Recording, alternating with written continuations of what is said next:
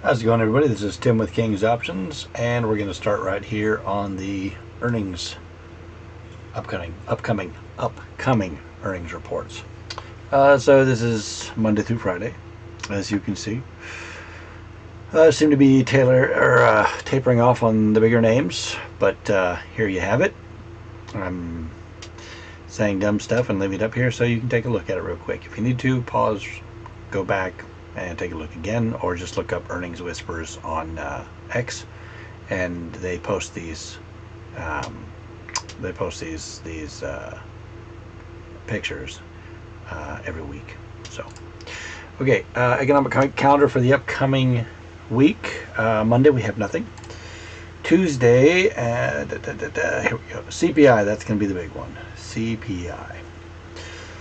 Then Wednesday we have petroleum. Thursday we have PPI, as well as the jobless claims. Probably kind of a big fact right now, but really watching for the CPI and the PPI. That's where our major movement's going to come from. And then retail sales and industrial production. So that's what we got coming up in the following week. All right, so last 5 days, last week, here's how we ended up. Now, the first couple days, of course, were looking particularly ugly, and then we had a bit of a come around, which we'll take a look at on the charts. So the week ending, we only had real estate, healthcare, and energy, which seemed to really take the damage, and definitely could have been worse. And everything else was up on the whole market, up 2.43% over the last 5 days. So I'd say all in all, it actually did pretty well. Excuse me. All right. Let's go ahead and go to the charts. Let's start with RTY. Rutty. Okay, so there's a daily chart. You can see the all-time high is way up here. We're nowhere near it. Here's the very large consolidation area, which we popped up. And now these are daily, right? So we popped up into, we were moving sideways, we dropped back down, came back up, and we closed. We're below the averages that I've got marked on the board. And just for clarity, we'll go ahead and get rid of some of these. Don't need those. So we did close back above the 21 on a nice recovery, right? So Monday, Tuesday, Wednesday, Thursday, Friday. Nope, Monday, Tuesday, Wednesday, Thursday, Friday. Okay, yeah, there we go. So Monday is a big green candle. And yeah, got back above the 21 and kind of into the bottom of this messy area right here. So what do we expect to see? Well, everybody that went short right here is going to have stops up here. Everybody that went short on these 2 days is going to have some stops up here. So we have a little bit of a liquidity above. We'll see if we pop up and then sellers come in to defend. On the downside, we have about 3 days. This one's a little bit higher, but these other two, people have stops down here, right? So here's the next point of liquidity. Beyond this, stops are down here. So I think we really, for liquidity's sake, have a better shot of coming up to test this area, which is right in the middle of a very popular price range across the board. And we'll see what happens at that point. Could drop back down, could go up to take out some liquidity up here, don't know. We'll see. But watch for this area right here. What is that? 2250s. And then watch for this area down here, which is 2207s. ATR on the day for these. So here's RSI and here's the stochastics. Stochastics are kind of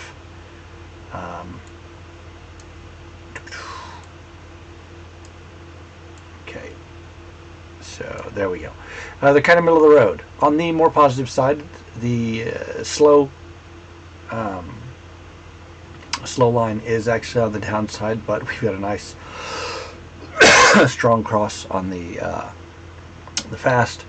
Now these are just confirmations that I normally use under my very short view trading, very zoomed in trading, my 1 minute trading chart. To help me in confirmation of my decisions. But the RSI is sitting right about center, so this is a good either or, and we've already discussed that. Let's go to YM. Okay. YM, kind of the same thing, except the all-time high is much closer. And I do believe that is the all-time high. Yes, it is. Okay, so the all-time high is much closer. So this is what we're fighting with. Now, we've got the people that went short here, right? You're gonna have stops up here. So we're looking at basically 44,600s area. We should see some defense come in. We are below the 21, even with the pop-up and the moving sideways, still below the 21. So does that change? We moved from a green to a yellow. So if we do reject and continue to go down, it's very possible that gets stronger.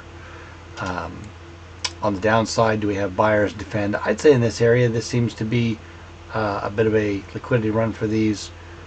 You know, we had buyers in here with their stops, came down, took them out, popped back up, and then the next day we came up. So if we do turn around and go south, bounce off the 21, there's liquidity all over the place down here still, and next area is going to be quite a bit lower, 43,470.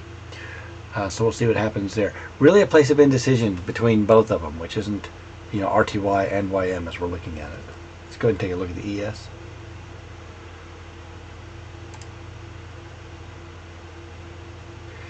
And I don't want to say indecision as in, okay, everything, you can always compare it to something that says, yes, there's an upside and yes, there's a downside. That's not what I mean by indecision. What I mean by indecision is that there are equal weighted factors to argue saying, okay, we're bullish or we're bearish. Now, obviously, you want to have a scenario figured out for if it goes up and if it goes down, regardless of whether it's primarily bearish or bullish. This ES is primarily bullish. Not only did we get back above the 21, but we held the 20. We came back, tested, held, tested again, held, and then popped up and closed on a very bullish candle into all-time high, right? We're a little ways away from that. 64.69, and the close here was about 64.24. So, I mean, we're really only looking at maybe 40 points difference, okay? You see MACDs are both on the higher side of center, both the slow and the fast moving line on my stochastics, and then the RSI is sitting in a pretty good range to keep going up. You know, it's not overly sold out, and at the same time it's got enough momentum to keep it carried off of the center line. So this is very bullish. But if we do come down, all of the liquidity lies right here at first, which, let's put it at the candle bodies because I like that better, 63.21-ish, right? Down to here about 62.50s.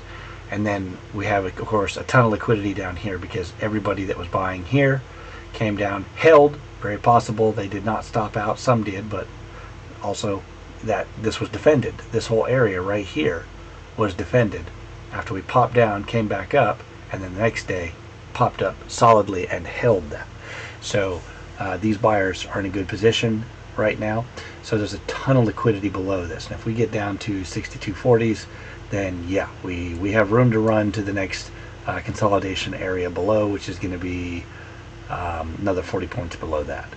So just something to consider, but I think right now we're looking pretty bullish. We stand in contention of setting all-time highs again, just a little bit above us, and we're going to have to see what happens. Now, if it gets up there, obviously there were people that sold off, so liquidity is above there. There's no structure above there. If you run Fibonacci's, you can run, you know, extensions and retracements and all that and get some projected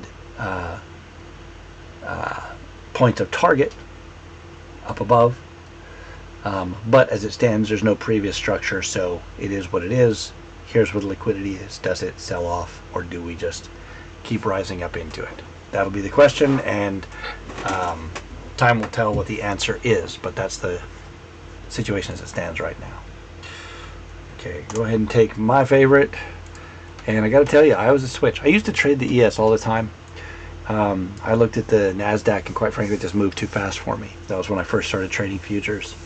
And then I got into it, and the way that I do my math to determine what makes the most sense for me said I really should be trading the NASDAQ. So I locked in with the NASDAQ, and I just started learning how to read the price action, because it is a lot quicker. You know, bigger numbers, moves faster, less per point, of course. ES is $50 per point, and the NASDAQ is $20 per point. But I find that I can catch more points consistently in the NASDAQ. That makes up in volume the difference in dollars per point. Now that's me. You do you. You help yourself. You know, obviously nothing that I say is financial advice of any mind. We're just taking a look at stuff to see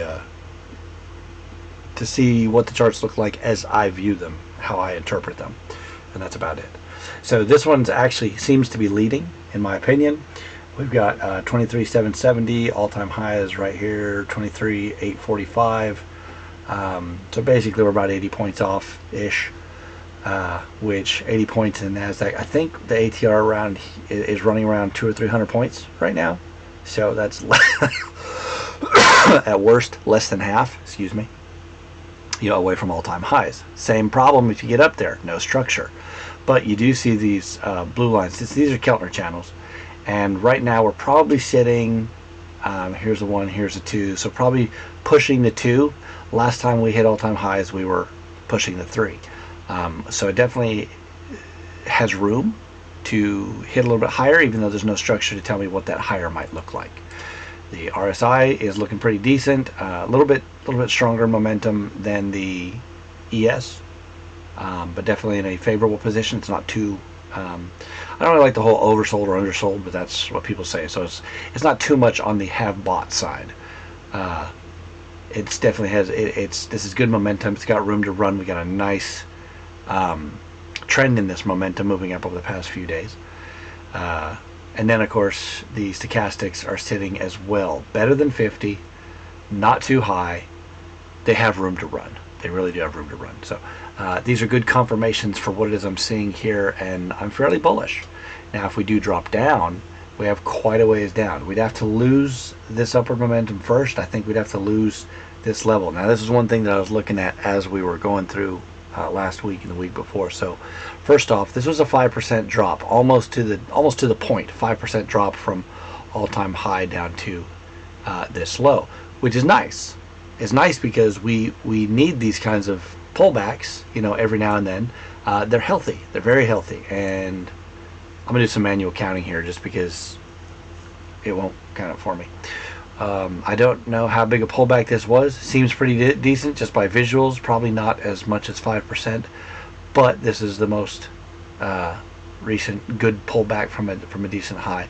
And from there, it was 1, 2, 3, 4, 5, 6, 7, 8, 9, 10, 11, 12, 13, 14, 15, 16, 17, 18, 19, 21, 24, 5, 6, 7, 28, 29, 30, 22, 23, 4, 5, 6, 7, 8, 9, 41, 42, 43, 44, 45. Right, okay, so right around 50, 60 days. I'm not going to get too exact. I don't really care that much. The whole point is between, I think it's like 50 to 70 days, you do see a 5% or greater pullback, roughly speaking. Now this is eyeballing it. I did not do the math, but I'm going to say that is roughly speaking equal to what we got going on here from a visuals perspective. Let's move these down. And I'm sure there's something in here that can tell me what kind of a move that was. I don't need it. But it was a nice turn to see this cycle. What I'm looking for is the structure, right? So let's zoom this way. So I'm looking for drop, raise, drop, raise, drop, raise, drop, raise. Now between these larger drops, sure, we've got up and downs in here, but between these larger drops, and technically this could probably be one, except it spiked on those days in one direction then the other and still ended up in the same place. So I don't really view that as the same. These, on the other hand, went down, and yes, while it did close higher, it was still a lower candle, so met with the trend. Just so happens to turn around the next day.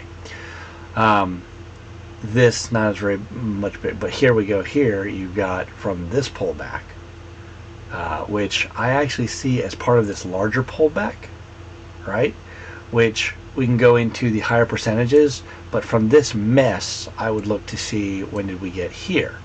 In which case, if we look at from the bottom here, I don't like it. Let's go from here. 1, 2, 3, 4, 5, 6, 7, 8, 9, 10, 11, 12, 13, 14, 15, 16, 19, 20, 21, 22. Okay, so this was a rather short one, but from this point we had about 50 days or so till the next one.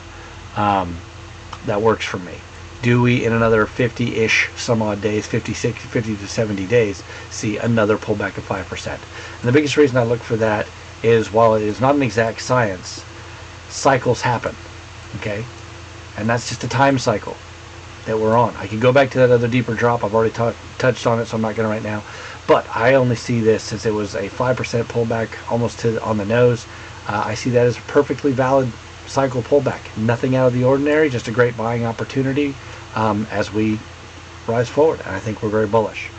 Now, if we had kept going down here, I'd want to see how steep it went, but we didn't. We turned around after we closed this candle the next day, popped right back above the 20, and we held. If we come back down, so we stopped here, stopped here, stopped here. This day we started here, closed lower, and then closed just a bit higher than this whole area, right? So this seemed to be a point of contention at some point. It's like the sellers were defending on this candle, and the buyers said, nope, we want it higher, and pushed. So if we were to turn around, I would want to see this whole area taken out, like a close, say, on the 21, and then see if it broke through the 21. We've got some liquidity here, but the big area we've got liquidity supported by this back area is these two candles. So here's where our liquidity pool is a big pool. So if we were to pull back, we'd need to see below these candles. This would be the first area that says, okay, we're likely to see a liquidity run into this area. And that's how I view it. Now to the upside, I think we've already talked about it. I think she's got room to run, room to breathe. I like the things that are happening in the economy. I like a lot of the policies. People still trying to raise a lot of soured opinions, whatever you want to call them, on the whole tariffs thing. I just don't see what other people see. Maybe I'm blind. It's entirely possible. What I do see is that we do need a larger market pullback, and I've talked about this before. Okay, maybe the tariffs cause it. Seriously doubt it. Seriously doubt it. Not only the whole one-time impact thing, but more than that, they've been used as a negotiation tool. So I just don't see that happening. I think if we are going to get the pullback what we need, it's going to take something a lot worse, like say the fact that people's consumer debt is out of control, right? Or there's a policy coming out, and I don't know what to think about it exactly, but where certain assets can be added to retirement accounts, and the speculation has been that a lot of large companies are just going to be able to roll in super speculative funds into those accounts that people take advantage of, and essentially just soak up their risk with people's retirement accounts, and then people need to start living off of them, and then that could maybe that could cause a big problem.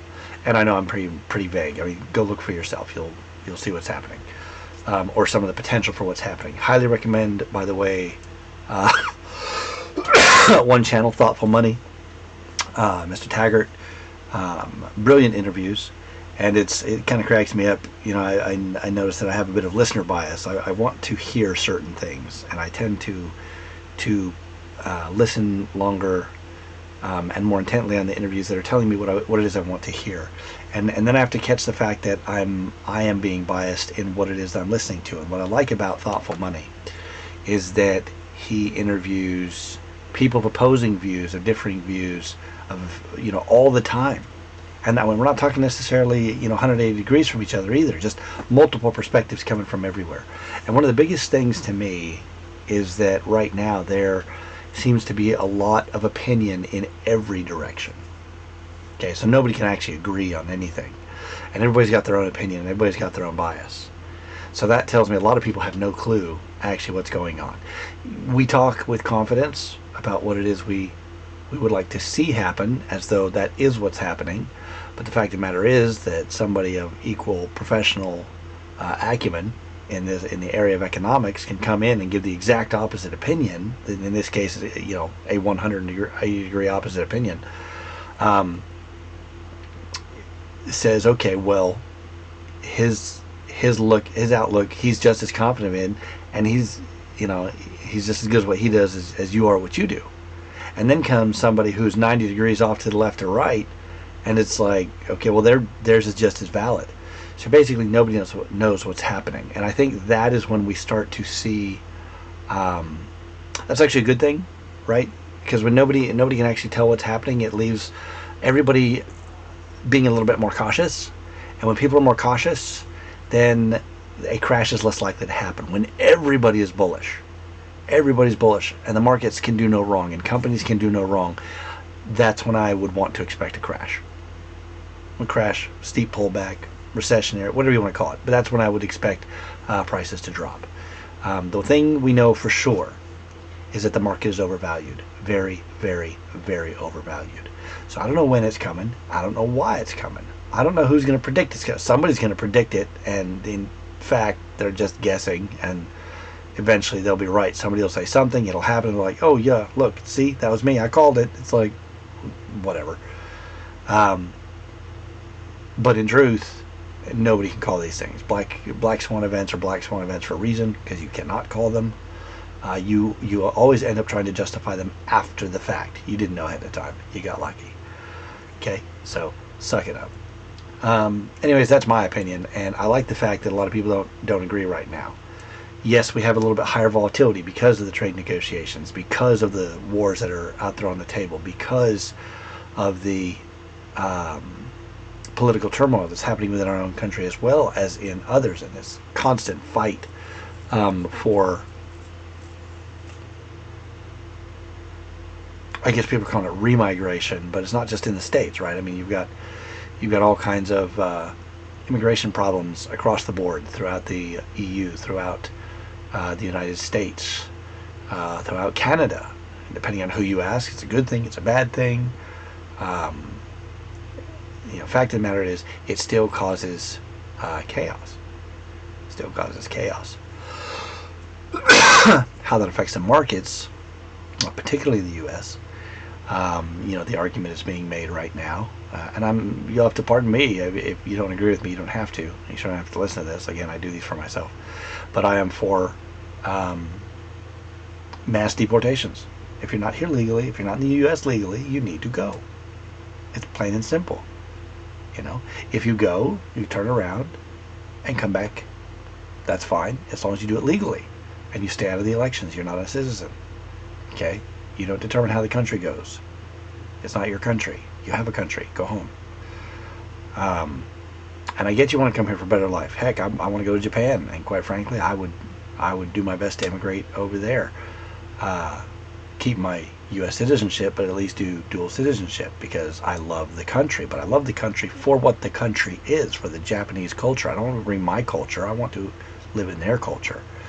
And that's the point, is that people can't come over to the U.S. and adapt to our culture. And yes, the U.S. has its own culture. It is young. We are very young as a nation. But we still have our own culture as a whole. Not all this division that people keep trying to draw. We have an American culture. It's a very proud history. It's a very good history. Now, the thing about it is, a lot of the arguments that people are putting forth to keep these people here is basically who's going to pick our vegetables, right? Is what it boils down to. I mean, yes, you can fine tooth comb it and find other ones, but ultimately it comes down to who's going to pick our vegetables, or who's going to pick our fruit, right? Who's going to pick our food? And I'm sorry, folks, but you got to be kidding me. That's the exact same freaking argument they used in the 1800s for the people that didn't want to get rid of slavery. Okay, and I'm not a big one on going to slavery as something for anything. I think it should just, okay, dark spot in our past, move on. But the fact of the matter is, you can't bring up the same argument, especially when you're supposedly it's the people who are against slavery that are making these arguments. It's like, do you even hear yourselves? Do you hear yourself? Stop being stupid. Just cut it out. And that doesn't even count them going into, using the welfare resources and the government assistance and whatnot. Certainly not heartless with these people. You said people don't want to break up families. Fine, send them home. Send them home as a family. Send them home as a family. Go. Goodbye. Go home. Started families here. Going to be a little bit of heartache, but you also should have known better. Okay. And that's just what it is. Taking responsibility for one's actions sometimes comes with a lot of pain. I'm not going to go into details, but I've got my own stories, okay? Because I've been stupid too. We've all done it. But you have to take responsibility for the things that you've done. And a great deal of time that is going to come with a lot of discomfort. That doesn't mean you get to not take responsibility for it.